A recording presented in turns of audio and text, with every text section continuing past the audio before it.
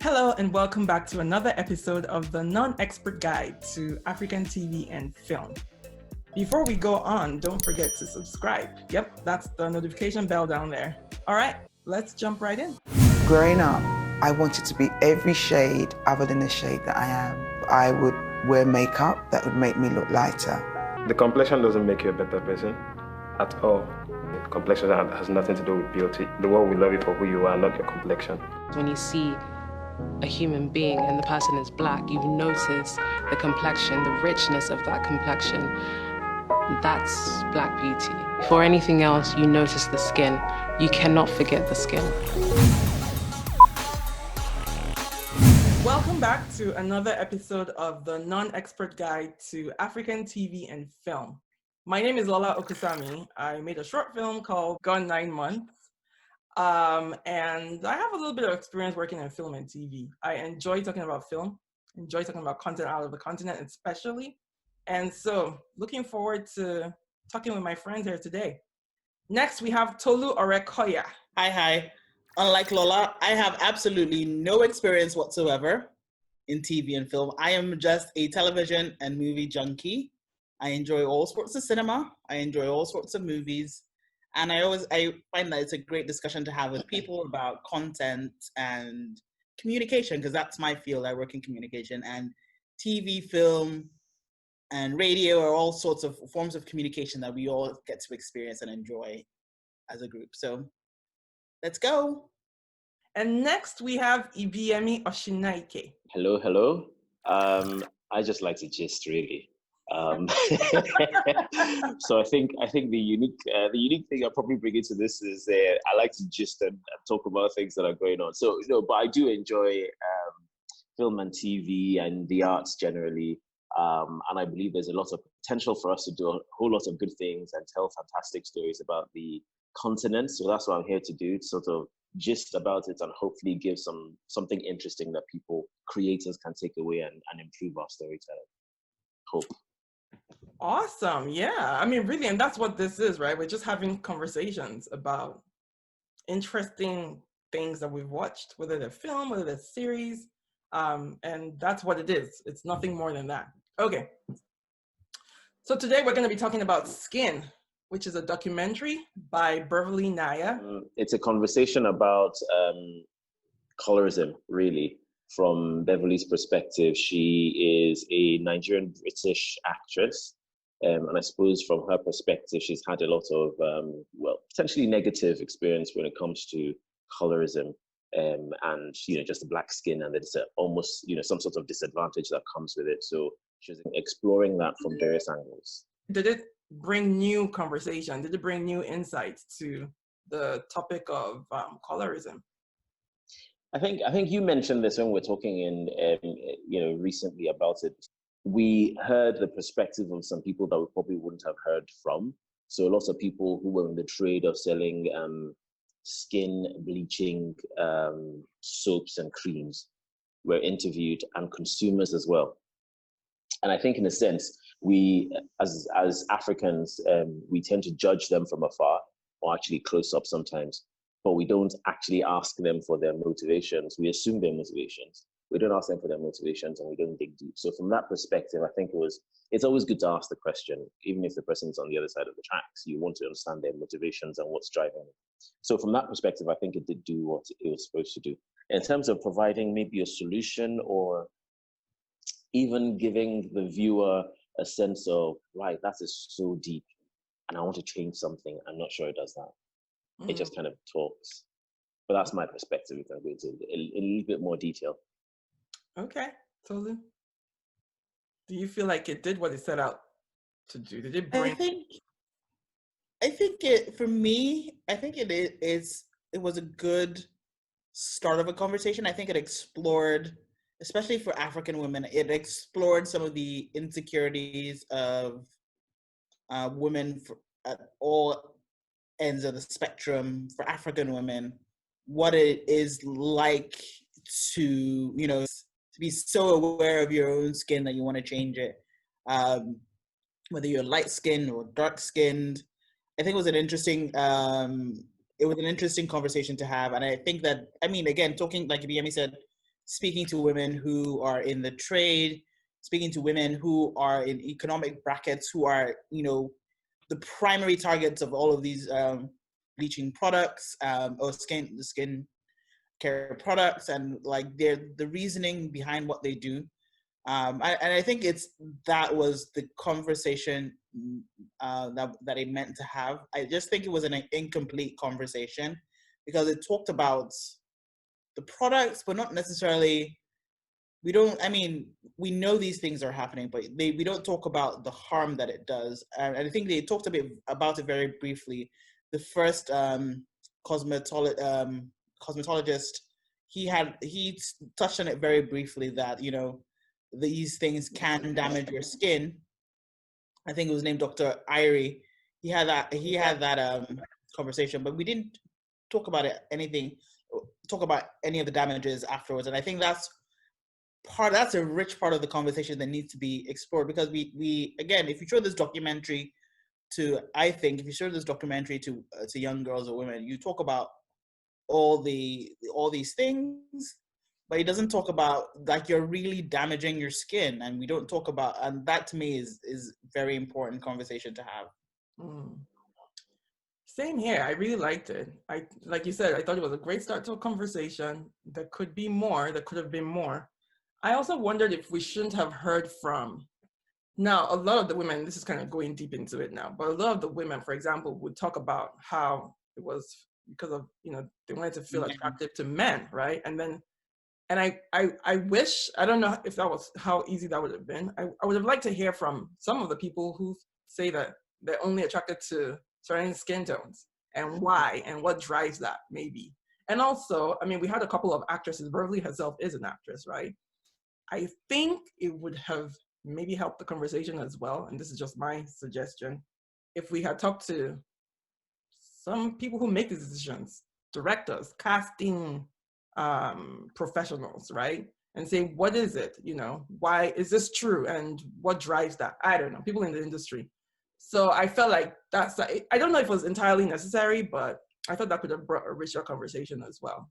I don't know what you guys think about that. Yeah, I agree. In terms of, so we're talking about whether, the purpose of it and maybe the plot of it. In terms of the people that were involved, I agree. There's a wider spectrum of people that they could have spoken to. They could have spoken to a lot of guys. You're right. Do you prefer light-skinned people? Does it matter to you? Because actually, we don't know. We know in sort of popular culture and all of that, and colloquially, that people prefer light-skinned people, but actually, does the data support that? And I think that's one of the things I think is missing in here. It touched on the topic. It's a very serious topic, but I don't think there was enough rigor that went into it. From my perspective, I think if they had looked at the different stakeholders, the different players in the field, they would have spoken to men. There was spoken to more men, that's for sure. Or men, actually. They didn't speak to men who were, as the people that the women are trying to attract. Like you said, they could have spoken to other people in industry. They could have even spoken to people in, corporate Nigeria or Africa to see whether that affects other, because at the moment, it just seems like they're talking about actresses and then who else? And then people looking for suitors. They didn't talk about whether that affects, the women in the corporate space, if that makes them more attractive, or if it gives them more credibility in their intellect or technical. Because it does, doesn't it? Yeah. And I was actually quite surprised. But is there a self-awareness, though? I mean, to have this conversation, you have to have a certain level of self-awareness. I mean, the US is having this conversation right now. And even the UK, they're having this conversation right now. And do Nigerians have that level of self-awareness? Do we? I mean, if you talk to, so we spoke to a lot of and again, I think some of this conversation that was being had was also very Yoruba centric, because it was taking place in Lagos. So we're having just conversations with Yoruba people, for instance. And is there a tribal difference? Is this the same thing that happens in the north? Is this the same thing that happens in the east? Maybe, but I think that I don't know if the conversation was encompassing, because we were talking about, you're right, Lola, we're talking about people who are performing this act, but who's the audience that's receiving this act? I mean, obviously We're talking about men who are married. Advertising, for instance, that are who are in the advertising industry. What conversations are they having? You know, and these standards of beauty. I mean, I forwarded a post to you, Lola, for instance, that it doesn't have quite the same hold in, I think, was it South Sudan, where the women they look for the darker the better for them. They like their women skinny and slim, and that's another conversation. But for them, their hallmark of beauty is you have rich chocolate skin. And so the conversation, I think, again, was a great starter, but I think it needs to be, I mean, there needs to be a skin too. If there's I think there needs to be a richer conversation. Absolutely. As an example, I think the only person who I think, and you know, not everyone will have almost an academic perspective or rigor or detail in their mind to talk about this. But I think the only person who actually did was the photographer. Yeah, the photographer. Is it Moody? So he was the only one that kind of explained how, you know, the history of it, and then talked about all the songs that they used to sing in, I don't know, whenever it was, and then talked about the palette or something about taking photographs and how the Shirley standard, you know, was a white woman and all that. So I think that level of conversation needs to be had. That level of rigor needs to go into documentaries like this, because you're touching on a subject that is deeply personal, that is very pervasive. Excuse me.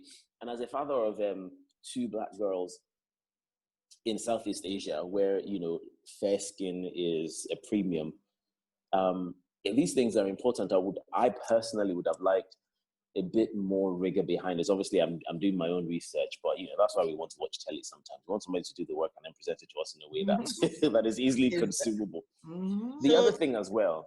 So Beverly, from my perspective, I think was, you know, she was very emotional at some bits, and I was very suspicious of the emotion. It felt like there was something else there. It felt like it was almost a coming of age and a question that she was asking about her own personality that skin was only a part of. The fact that she went home to speak to her grandma, and the conversation, you know, was only touched very lightly about skin. She was talking about the village, the house there, and, you know, the matriarch and how strong she was and how she raised her kids. But that only very, very, very, very lightly touched on skin. But again, at that point, she was emotional. There's something else going there that I think would be very interesting to explore. Now, I don't want to be a voyeur for my own pleasure, you know, pull apart her personality, but I think there are other things there that will be very interesting if she explored and potentially through her art gave us a glimpse of that I don't think we saw.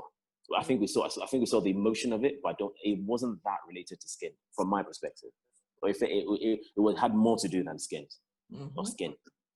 So interestingly for me, I think that point was that she tried to interview her grandmother about like colorism, but her grandmother I don't think really had that much to say about it, and which is why I think they segued. I think some other issues came up as a result of trying to like pull out some, because I saw she made several attempts to question her grandmother about how she raised her mother, like what were the things that impacted the conversations that she had with how her grandmother had with her mother about, you know, colorism and skin and all of that stuff. But some of these conversations aren't had. I don't remember ever having any conversation with my mother about the color of my skin. My skin is my skin is my skin. You take care of it. And that's pretty much the only conversation I remember having. But I don't ever, I should probably have that conversation with my mom. Did I ever talk to you about my skin? Did I ever feel uncomfortable about being dark or whatever? And I don't remember that conversation. And again, I think that's the same thing that happened with Beverly's grandmother and her mother. The conversation never came up. So then it shouldn't have been part of it. Then. Yeah, I think so. But I think she also wanted to just leave it out. Yeah, well, it wasn't. Or she could have engineered it differently then. Yes, I think there was a personal. It got a bit too personal, in that point, because it really veered into like something else that really, I don't know, had a real connection to the rest of the content in the documentary. it completely drew me to her and endeared me to her. Like at the end of it, I honestly wanted to give her a hug, and all the other people that were emotional there as well. But it felt like, again, I'm going back to the rigor that ought to have been there in the first place. If it's going to be about skin, maybe, draft or craft your questions in a way that will elicit the answers that you're looking for. It's not leading them to a specific answer, but it's driving the conversation in the way that will give you the information you need to pull together this documentary. Otherwise, it just ended up being something that was emotional, but not really giving us the information we needed. I know a lot of people felt like Edewa. I know I saw that comment many times where people were like, why is she there? But I thought it was valid. I thought her concerns were valid. I mean, she lives in a majority Black country, right? She's mixed race. As an actress, for example, so all these scripts are written for, because then as a director, right, if you even think, okay, she works on my film, it means you have to re-engineer your script. You have to figure out, you have to explain, why does she look the way she does? And that brings all these other complications. So I thought her, I think people felt like, dark skin people are complaining, light skin too is complaining, you know what I mean? And I'm like, everyone's, issues are valid, okay? Yeah. So, yeah. You know what is interesting to me? You know that little girl that said, I want to be lighter, but not too light? Mm-hmm. I think that is echoes, that is where those two sentiments meet. In that you don't want to be too dark, you end up being in the quote unquote not attractive field, but you don't want to be too light and you're no longer part of your society. So there's this happy medium where you're I won't name any names, but you're a particular color that you're Black enough to be considered, you still have your Africanness, but you're no longer so dark that you're considered unattractive in society. And I think Eku is a couple of shades outside of that on the outside. And so she gets to feel the impact of being a light-skinned woman in a society that prefers you to be light but not too light. Mm. I kind of felt like that as well, but I think, to be fair, I think it's because the other actresses, apart from Eku and Hilda, I think it was because they were sad. Like their struggles, everybody has some struggle or another. But I think, when you compare it, I think I genuinely felt for, I don't think there was any one of the darker skinned people who were interviewed in that manner. I don't think there's any one of them that I didn't feel emotional at some point when I was watching, because they were getting quite emotional. I could tell that it's something, it had beaten them down. Now, obviously she has her own challenges as well, but it's kind of like saying, we know lighter skinned people have it easy. So you have your own challenges. It's okay. But we know lighter skinned people still have it easier than Black people. I know. So I think in a sense it was more like this, please, I only have enough arms to hug these people. You can wait first. When I'm done, I can come to you. I think, but you're right. Her issues or her challenges are valid. They're as valid as any. I like Hilda's point. Hilda Dakuba's point. She was like, there are people like Genevieve Naji and Kate Henshaw who are dark skinned and they can afford to do this to their skin, blah, blah, blah. They didn't do that. I thought that was a good shout out as well. And I thought actually that's a really good sort of juxtaposition, I suppose, to say, apart from all these other beautiful Black people on here are some other beautiful and very successful people who didn't do this. The beautician who owned the beauty store that was selling skin products. Was that Dr. Ada? Was that her name? Please, why was she angry?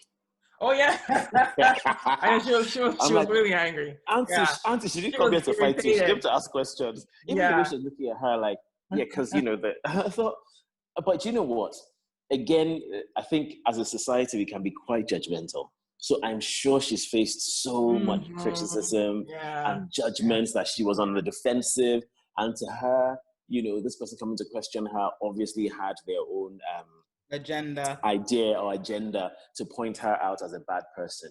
And you know what? In fairness to Beverly, I don't think she did. I think she was genuinely just asking questions. Yeah, no, I think so too. I mean, she was prickly, but you could tell that there was something there for sure, right? Yeah. But honestly, I think Beverly was just asking questions. If anything at all, I thought she was quite timid in a lot of those interviews. and very caring. You know, compare that one, that interview with the interview where she was speaking to the low-end cream mixer, who then got emotional. And you know, I love the way they lingered on that shot, and you know, she kept holding her hand to say, you know, I don't know what it was, but it was just that human element I thought was beautifully done by Beverly. It endeared me to her as an interviewer, or as a reporter, or as the person anchoring the whole show. I was a little concerned though about exploitation and these women who appear to be less educated, who appear to be on a different, you know, socioeconomic class. I thought, do they know? Do they understand what they're doing? Do they understand that this film is going to go to Netflix? Why was she crying? I wasn't sure. You know, was she crying because there are all these questions coming at her? There's a camera in her face. She's feeling prodded and maybe judged. I don't know. You know, so that bothered me a little. Like, do these women really understand fully what it is that they're doing? Where this is going to go? Who's going to see it? You know. So for me, I think one of the things I did like about how Beverly handled this whole thing is exactly what Ibiyemi said, is that she didn't seem to be judgmental. She just was asking probing questions. And I think that, you know, it's for people in this industry, some of these questions are uncomfortable questions to be asked and to answer. I mean, it's difficult to say. I mean, the lady who was selling the whitening cream, and she says, like, I have to keep it on the label because that's what allowed me to sell my products. You know, she was justifying what she was doing, and I think that she was saying that these products are good for people, or she was saying they're not bad for people. And I think you have to question those statements, because I don't know whether that they necessarily stand to, I mean, what chemicals are being used. Again, we didn't get any of those questions answered. But I think Beverly did do a good job trying to be as neutral as possible in asking those questions. And I think one of the best interviews that came out of the whole process was her conversation with Bobrisky. I think that was probably the best and most introspective conversation, because I think more than anybody else who in the entire thing who had a conversation, he understood his market, because again, he sells these products. He understood the market. He understood the vulnerabilities that he really kind of admitted that he was taken advantage of. And I think he understood that it's not necessarily something that is beneficial or healthy or even safe to do, but there's a reason and there's a motivation that leads people to do what he does. And he stated his reason very clearly. His reason is because he wants to make money. And the other women did state their reasons and motivations for it too. And we can't underestimate that. Even though we don't believe in these, we don't necessarily agree with these motivations, they do exist, and they are very powerful motivators when it comes to how people feel and think about themselves in relation to other people. So Beverly did a good job. I think a lot of the responses were genuine. And we have to give these women a little bit of agency as well, in that even like they know it's a documentary and they're being filmed, but they also understand that these things aren't safe, because there's nowhere that they will tell them that these products are genuinely safe, because they too have had some of these women talked about some of the negative experiences that they had with creams. So it's not strange to them. And you know, confronting the fact that you're doing something that you know is harmful, even if it's for a short term. I mean, you're mixing pure sulfur with skincare product, with shea butter. You know that's going to be harmful for your skin, but you rationalize it away, and having to face that, you don't feel that, you know that it's not safe for you, and you still do it anyway. It's what do they call it? Cognitive dissonance. Yeah. Well, going back to what we said about Beverly actually being a very empathetic and almost compassionate interviewer, how did you feel about the translator? Because I didn't feel, and I and I was like, I wish Beverly could have asked those women those questions, because I also feel like that had to do with why that woman was crying. The way he didn't show the same amount of empathy. He was kind of like, it was boom, boom, boom, you know. It wasn't very respectful, you know. My bad. I don't speak that much Yoruba. My Yoruba is kind of like on a level of 1 to 10, it's like a 0.5. But it felt that his Yoruba was bad because there was too much English in it. Yes. And so a lot of communication that needs to happen a lot of understanding that needs to happen in your language was lost. And he's also, to me, he was like, he's a man, so he doesn't, I'm sorry, have like the understanding or the empathy to be able to have that conversation. So, I mean, yeah, I think he was miscast. Yeah. I think he was there. He would have been better there as security. But to have this kind of conversation, you needed somebody whose Yoruba was a lot richer and deeper. He sounds like a Lagos boy, sorry. And again, Yoruba is 0.5, but you people, I agree. Yeah, my Yoruba is very much better than 0.5. But yeah, I don't think, first of all, I'm sure he could have couched the questions in complete Yoruba if he'd thought about it. Again, the pre-work that needs to be done. He should have been given the questions. He should have been told how to do the follow-up. They should have gotten a proper interviewer, number one, and to ask the questions properly in the language and in the tone, and probably in the person, maybe a woman, that is more empathetic and, you know, closer to the people that you're interviewing, if that was appropriate. So that was number one. And then the other thing as well is, we don't need to be there when he's asking the question and then interpreting. So a lot of these documentaries where, you know, they're conversing in two different languages, Beverly could have asked the question, and some, you know, without showing us the shot of the person asking the question, they could have responded without, you know, giving us the guy who was giving the response as well. Yeah, you're right. I don't think he was the right person, either his person or his preparation. They should have done a bit more on that. Yeah. And you're right. I didn't think that was why she was crying. But what I saw was she was trying to justify it, but in her mind she knew that there was no real justification for it, and she just felt bad. I think she was being confronted by her cognitive dissonance, as Tolu said, which can be painful.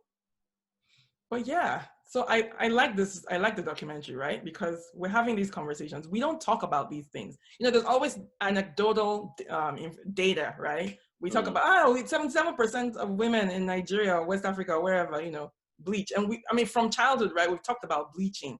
When I moved back to Nigeria in 2008, I was looking for lotion. And I was just like, what is this whitening, brightening thing on every Nivea? Like all the brands that I shop from all had whitening. I had never seen that in the US. So that was shocking to me. And so I was telling a friend that recently, and she's like, how did you not go to African stores in America? They were there all the time. And I was like, oh, well, I didn't shop for lotion. I never, you know, who goes to African stores for lotion? Not Africans. Me, you know. As a child, I remember saying to friends that, I want to have children with a man who's much lighter so that my kids aren't too dark. Where did that come from? I don't remember anybody telling me, you know, that my skin, people made fun of me, to be honest. People, you know, and I had a Yoruba teacher who would say, Lola dudu bi koroishin. You know, and she would say that, but she didn't say it in a mocking way. It was actually more like it was almost like praise. Like a praise, Yeah. So at some point, I know I grew out of it. I grew out of this idea of wanting my kids to be, you know, less dark. But I'm even wondering, where did that come from? So I think a part of it, and this is one of the reasons why I find what we're doing here very important. A part of it is, if as a child you are reading books and watching television and there's mainstream media, which is even more pervasive now, and you don't see anybody that looks like you, nobody needs to tell you that there's something not quite right about you before you start to try to associate with the people that don't look like you. Okay, so maybe you're not immediately joining the dots, but ultimately, when the only time you see black kids are, feed this child, fly, And the only time when you see, white kids are when they're, when they're investigating stuff and they're dancing and they're doing all this weird and wonderful stuff. And yeah, okay, it's not as if it's that bad. It's not as if there are no black kids that are doing great stuff. But when the majority of the time you're seeing children that don't have the color of your skin, for you, that for a child or for even for adults, that would, you internalize that as this is not quite popular enough. Yeah. So, for instance, going back to a friend of mine, her son loves Finn from Star Wars because that's a broadly based sort of family-oriented content from the new Star Wars series, episode 7, 8, and 9. Can't remember. Anyways, the latest one where there's a main character who was black, and he wasn't just black. He was a dark-skinned, black man who a child could relate to. He was an action hero. He was a protagonist in the series. He was brave. He was, he was leading.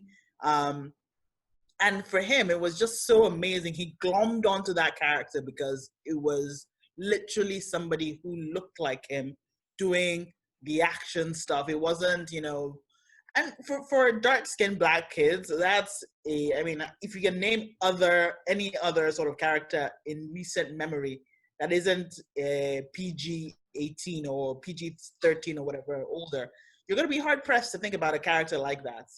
Family-friendly, oriented material that, children can relate to. So yeah, you're totally hitting the nail on the head, Ibiyemi. Yeah. There's a book that the Duchess of Fergie, I can't remember what she's Duchess of, wrote. She writes children's books, and there was a book that she was writing about, maybe it had something to do with gratitude or something, some sick child. And the pictures of the sick child who was being looked after by his parents were white, and the pictures of the sick child who there was no parent in sight, he was wearing tattered shorts, was black. There was absolutely nothing there to indicate, oh, okay, maybe we're trying to bring attention to the plight of starving children in Africa or anything. Nothing. It was just two sick children, and their circumstances are different. And one was black and one was white. That was it. I took a picture. I wrote to her, what's that about? And this is a book that I'm reading to my children. I threw the book out. We're not having this in my house. Those kind of things, it's subtle. So it is a big deal. The conversation about skin and colorism and what it means and what it projects to people when they see it is very different. So in some cases, I think I've benefited from it as well, but a lot of people don't. And I'm not because I'm light skinned, but there's a whole thing about they look at you and they don't expect a whole lot. They don't realize they don't expect a lot. But the moment you now deliver something, no matter how little, their eyes are like, wow, you've done a great job. I'll take that. It's not great, but it is quite a deep subject. So it's a really good thing that she's going into it. I think it's just the impact and the way it can affect other people's lives, I think is so big that a lot more work should have gone into the content, into the interviewing. There should have been a lot more academic research. There should have been, things about consequences of lightening your skin, etc., etc. And people big people that have done wrong things should have been brought to task as well in that documentary. But I don't think that happened. A lot of people should have been brought to task. Absolutely. Thank you so much for watching.